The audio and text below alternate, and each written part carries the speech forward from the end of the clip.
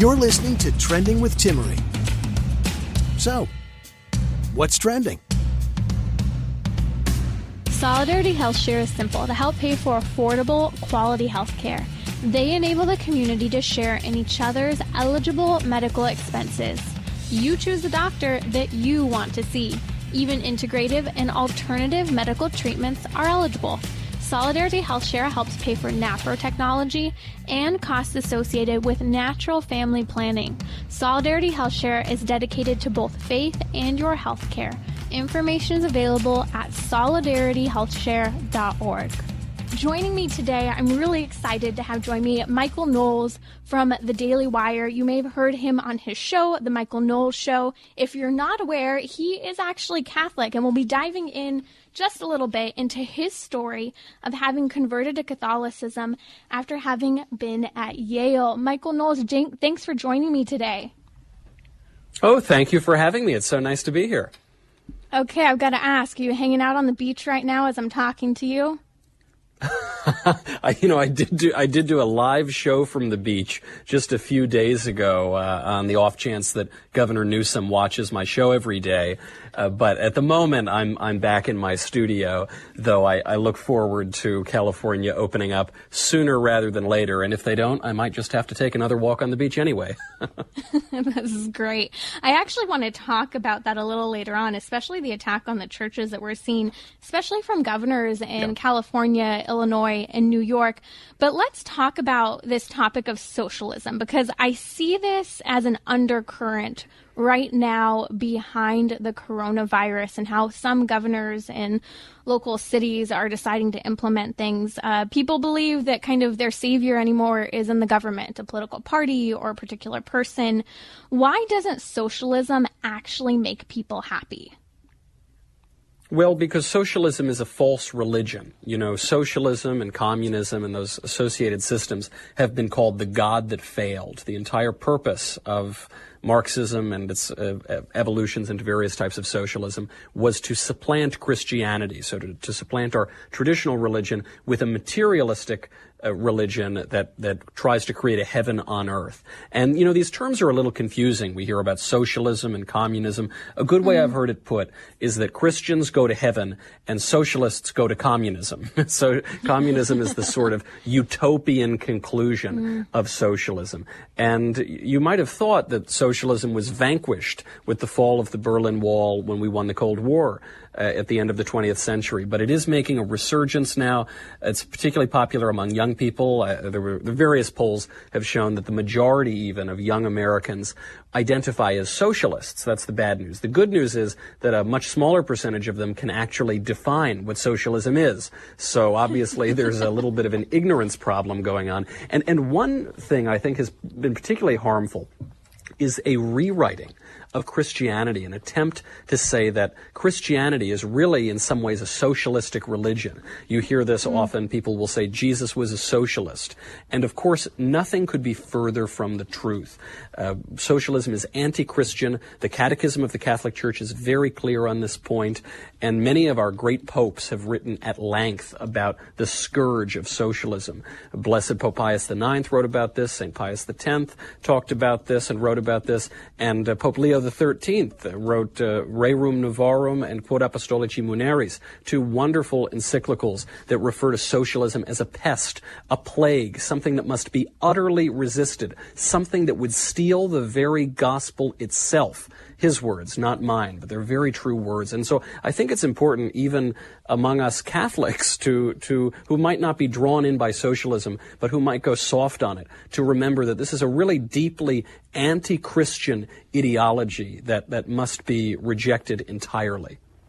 That's Michael Knowles. You're listening to Trending with Timmerie. Michael, I was reading up again today on Rerum Novarum from Pope Leo XIII, which you mentioned, and he talks specifically about capital and labor. But in that document, he talks about how specifically things such as socialism and communism actually really kind of attacks the idea of the human nature and the person.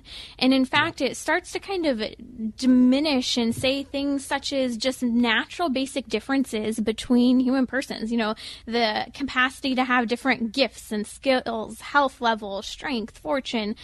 He says this is actually a good thing, and yet socialism kind of tries to push that any thriving within the social or political atmosphere is a bad thing. And so what he's saying is, no, differences are good, and socialism is trying to abolish any differences, that it has to be completely perfect, united, fair in any way. Yet that really kind of takes away, I would say, Michael, from the dimension of the human person, that even in the male-female dynamic, what we desire about friendships, what we desire about our spouses is that there's something other than ourselves. And that's such a fundamental part of who we are. Of course. Socialism, communism, all modern ideologies are based on a fundamental misunderstanding of human nature.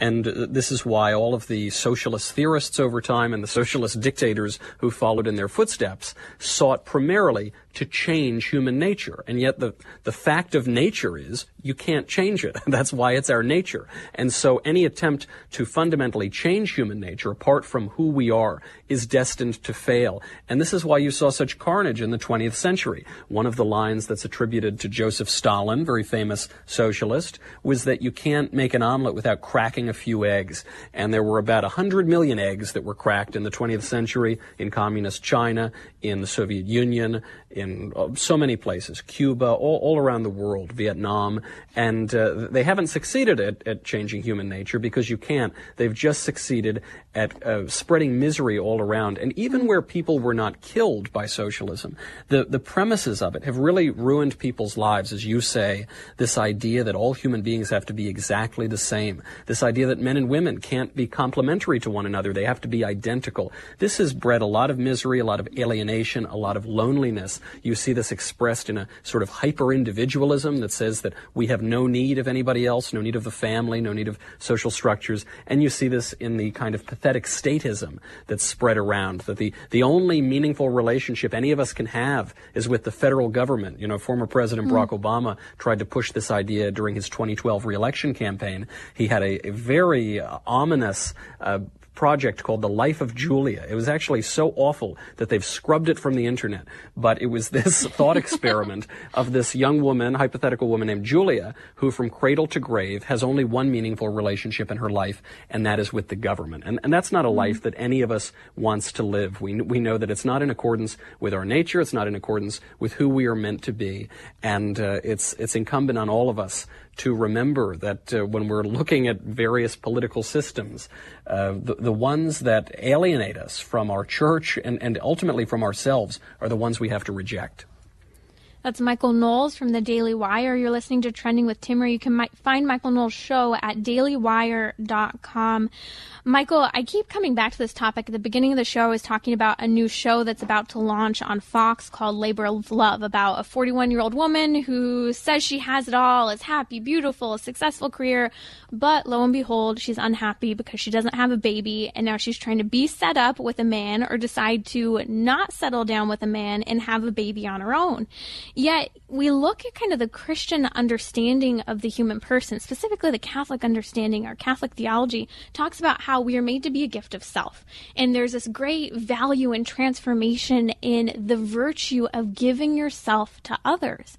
Yet the government, through socialism, says, no, let the government give you everything and don't be unique. Don't give your gifts to other people. Just rely on the government. And so kind of coming back again to this idea of socialism destroying that nature, it's telling us to just kind of be blah and even to lose any sense of a personality and sense of gifts that we have. Yeah, that's right. It basically views people as commodities, as things that can be exchanged one to another. And so when there are policies that are being written, they view people like an economist would view people on an accounting sheet. But obviously, we're not mere statistics. We're not just bean counting when we talk about people. Every person has unique gifts, unique talents, has a unique relationship to God. And so we need to look at those people individually. There's a real temptation in modern culture to believe that, this is the secular material world. This is all that there is. When I die, I'm going to just go take a dirt nap. I'm going to turn to worm food. And so in that kind of false understanding of life, then the only purpose of life is to just get as much pleasure as we possibly can for ourselves. And yet we know as Catholics that there is a purpose to life. First of all, there's something beyond death, but there's something beyond the material world as well. And so by the logic of our modern society, it's very hard to understand how by giving of ourselves, we can actually receive so much more, that it's actually so much more gratifying when we give ourselves over to some effort or to some person or ultimately to God. And yet we know that that is the case. I mean, the devil tempts us in every single age, and I think that idea of individual and specifically material pleasure is one that is tempting in our age. And frankly, the founder of this socialist ideology, Karl Marx, talked about this pretty explicitly. In his own poetry, in his own writings, he referred in very creepy, dark ways to the devil and to the temptations of the devil. He said his soul was bound for hell. This kind of language, even from a committed atheist and materialist, clearly takes on a spiritual dimension. And those temptations have a spiritual dimension too, whether we want to admit it or not. Michael, how is this concerning right now with regard to the coronavirus? Do you see socialism as becoming even more threatening right now, especially as we kind of see this lockdown on the churches? Of course. I mean, you heard the logic of this from Andrew Cuomo, who I suppose occasionally refers to himself as a Catholic, even though he once lit up his buildings in New York out of joy when they legalized abortion up until the point of birth. And so under that context, Andrew Cuomo decides to moralize on the sanctity of human life. And he said that if all of his efforts in the lockdown and shutting down businesses and locking people in their homes, if that saves just one life, it will have all been worth it. And of course, this is a false choice. My head. Right. I mean, it's crazy. It's a false choice, first of all. There's no evidence that those efforts have saved any lives whatsoever, and there is a lot of evidence that those efforts have ended lives. But even beyond that, our purpose in this world is not merely to exist. The way that we think about society is not just, how many people can exist, and if you have one extra person, then that's good, and one fewer person, then that's no good. The human life is much more individual than that, and there is much more to consider. And when you hear of people locking down businesses, that's a problem. Preventing people from putting food on their tables, that's a problem. And then, of course, locking the churches. You talk about what a perverse set of priorities we have in this culture. The mayor of Los Angeles has announced that he's willing to open up some restaurants and some retail shops, but he's not going to open up the churches for months and months, if not years. Of course, to them, there's no reason to go to a church. Why risk it? But there is a reason to go to retail shops or to, go to public schools and be indoctrinated in the ideas of liberalism and of the state.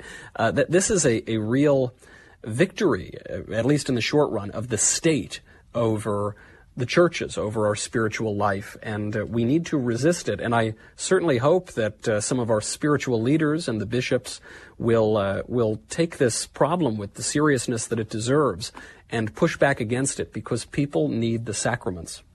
Amen. We need to be vocal about this. That's Michael Knowles from the Daily Wire joining us here today.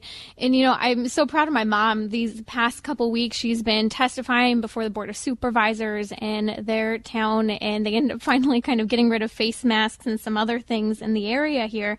But it just reminds me that it takes one person to speak up and say things that are so common sense. We're destroying people's livelihood. We are, contributing to this massive domestic abuse, this abuse of children right now. I mean, people are literally killing their spouses in ways that we have never seen before. And it's because we have removed God from a culture. We are saying you can't give your livelihood. You can't seek after a livelihood. You can't put food on the table, like you said. I mean, this is what we are creating. And this is what socialism is, in a sense, what we're experiencing during this lockdown. Well, yes. Socialism posits that Karl Marx said this, and all of his followers did too, that they've discovered the science of history. And so there's no need to engage in politics like you and I do. We would try to persuade our fellow citizens and weigh different ethical questions. No, that all goes out the window with socialism, because they've discovered the one true science of history. And so you've just got to follow that technical, scientific idea of history. And yet, when we look around at the effects of science today, the scientists don't have a very good track record in this lockdown. They told us to wear masks, then they told us not to wear masks, and then they told us to lock down and not to lock down. They don't seem to know very much of anything. I think perhaps it would be better to follow our spiritual leaders here and give a little bit more credit to religion and the natural religious longings of man, rather than try to pretend that we can control all of the material world. We simply can't do that. I'm wondering what happened to the gloves, too. I remember at the beginning of all of this, everyone was wearing gloves, and oh my gosh, I'm like, okay, you can't make me like sweaty on my face and now sweaty on my hands, too. Like, I'm going to be like dripping everywhere at a certain point. That's right. This is unbelievable. That's Michael Knowles from Daily Wire. You can find his show, The Michael Knowles Show, at dailywire.com. We'll be right back talking about his conversion story and just a little bit more on this blatant attack on religion here in California, Illinois, New York, and other states specifically by our governors.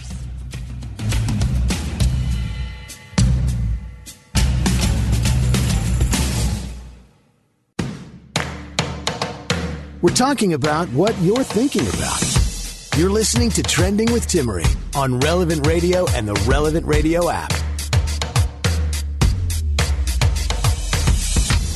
Michael Knowles from the Daily Wire will be joining us again in just a second to talk about his conversion to Catholicism while studying at Yale, and also just a little more on this blatant attack on religion in California, Illinois, and New York. Michael, it's great to have you. I want to touch just a little bit more on some of what came out. Actually, I was just looking at Illinois specifically. It's been quite a battle over religion, and yet they're saying in Illinois it could be more than a year till churches open up. And in fact, they've even banned drive-through confessions that follow all social distancing requirements. So what are your thoughts here? This is obviously a political power grab at this point, and it must be resisted as such.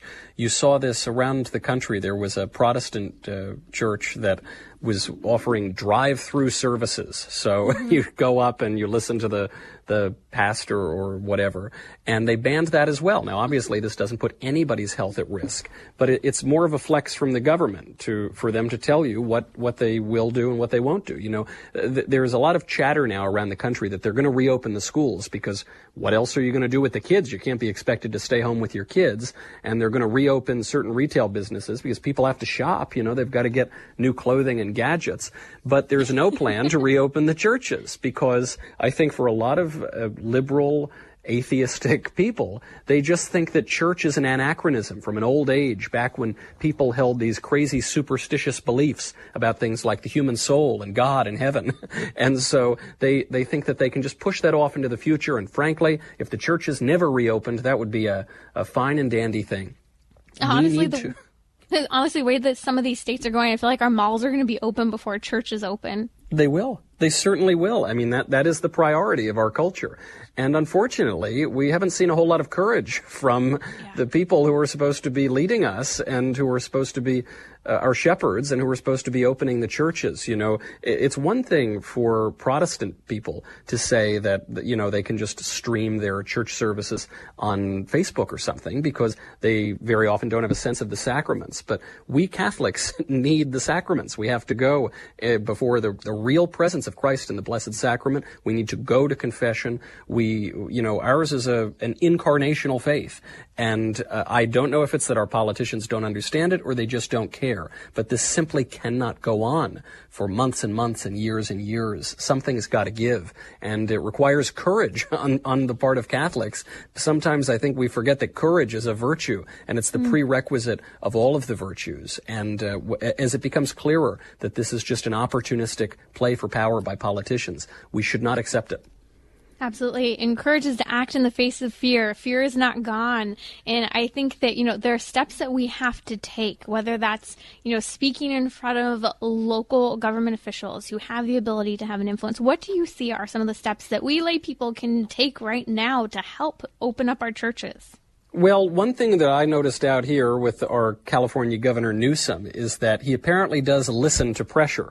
You know, Governor Newsom locked down all of the beaches for a while, and then they start to reopen.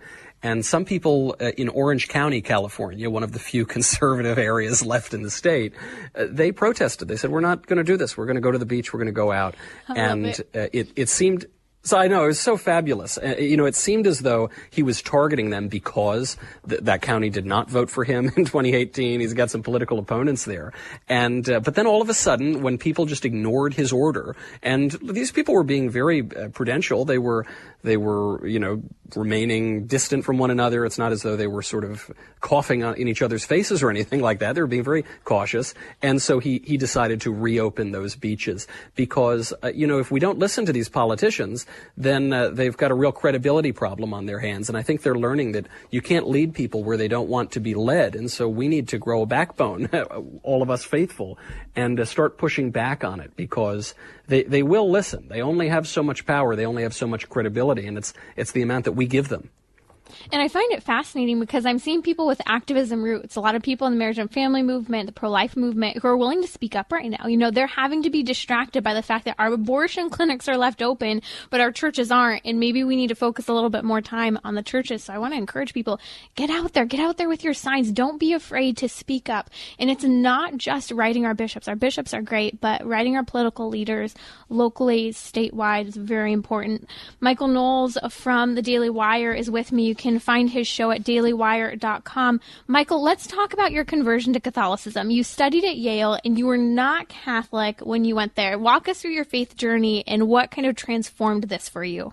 Sure. I mean, I suppose properly you would call it a reversion because I was a cradle Catholic, but I fell away from the faith by age 13.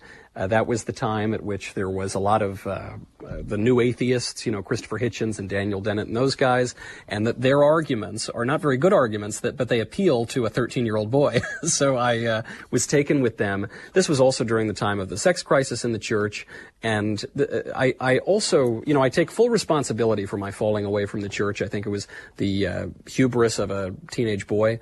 But I will say, too, that the weak liturgies, the sort of effeminate liturgies that I was raised with as the only option, these sort of sappy hymns from the 70s, these songs that weren't even cool 50 years ago, and the felt banners and all that sort of saccharine sentimentality, it doesn't really give people, especially boys, something to hold on to, something to understand that there's a real order and a beauty and an intellectual heft. So I make it to Yale as an atheist, and I noticed all the people were very smart, most of them atheists, but the very smartest people were Christian, and the smartest of them were more traditional. They were either high church Anglican or Catholic or on their way to becoming Catholic. And so I was convinced intellectually that God exists by a roommate of mine who presented me with one of the arguments, St. Anselm's ontological argument for God. And, that's not an argument that convinces a lot of people, but it really got me. I found it to be a charming argument. And then I read more. I read C.S. Lewis. I encountered the Thomistic arguments for God, and I just thought about it. And it was this long process of getting myself over the intellectual hurdle, because our whole culture tells us that if you believe in God, you're some kind of dummy, even though, I don't think anyone would call Thomas Aquinas a dummy, but that's how it's been presented to us. And only at that point, Hemingway says things happen gradually, then suddenly. This was probably just after I'd left Yale. I don't know, it was about 22, 23.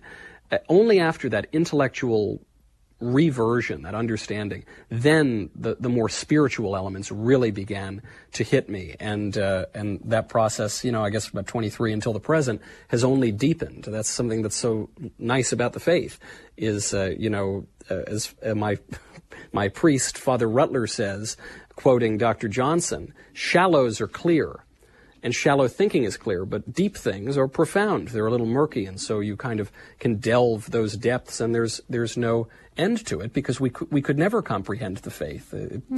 It's in its very nature, it's incomprehensible. Right. That's Michael Knowles of the Daily Wire. You're listening to Trending with Timmerie.